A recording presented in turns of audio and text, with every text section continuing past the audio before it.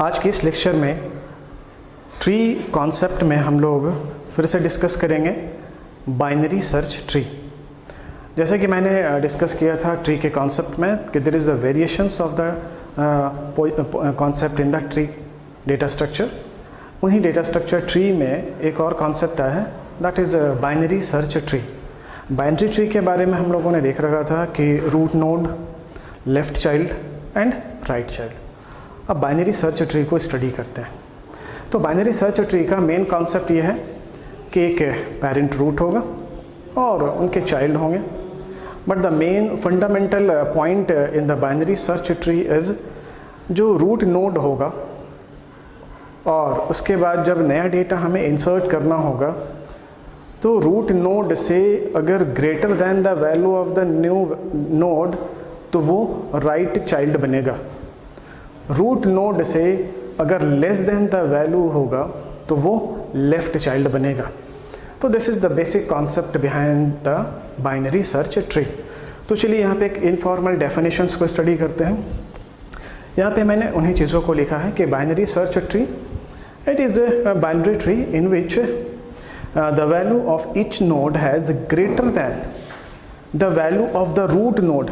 Root node से अगर value greater than होगा then it goes to the right subtree, and if the value of node has smaller than the value of the root node then it goes to the left subtree। जैसा कि इस example से हम देखें, अगर कोई root node है हमारे पास, अगर ग्रेटर देन द वैल्यू होगा तो वो राइट सब चाइल्ड की तरफ जाएगा, लेस देन वैल्यू होगा तो वो लेफ्ट सब चाइल्ड की तरफ जाएगा। It means there is the left सब tree and there is the right sub tree.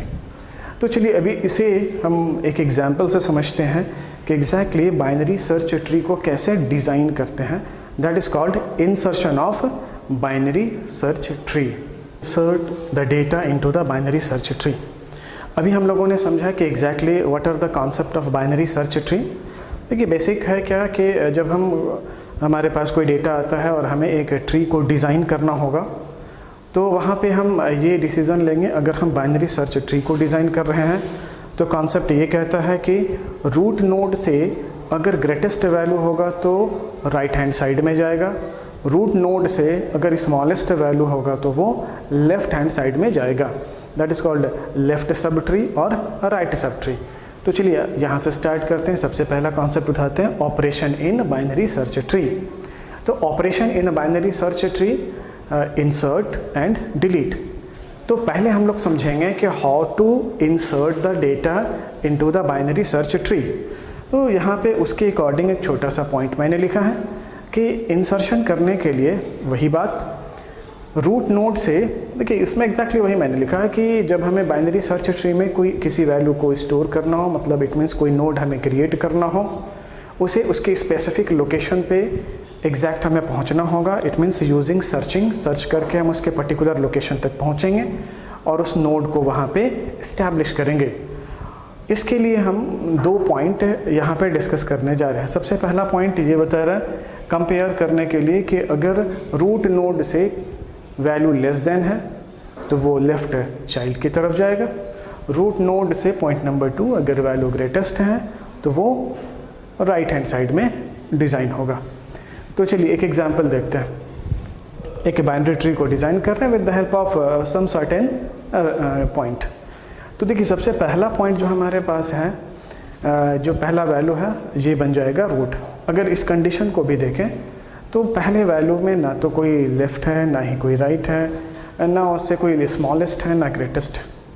तो जो पहला वैल्यू मिला वो बन गया रूट। ये देखिए first value is root. Now select the second value. अब अकॉर्डिंग टू द फॉर्मूला, अभी हम लोगों ने ये पढ़ा था, रूट नोड से हर वैल्यू को कंपेयर करेंगे। अगर वो वैल्यू रूट नोड से ग्रेटेस्ट होगा तो राइट हैंड साइड में जाएगा, वो वैल्यू रूट नोड से स्मॉलेस्ट होगा तो लेफ्ट हैंड साइड में जाएगा।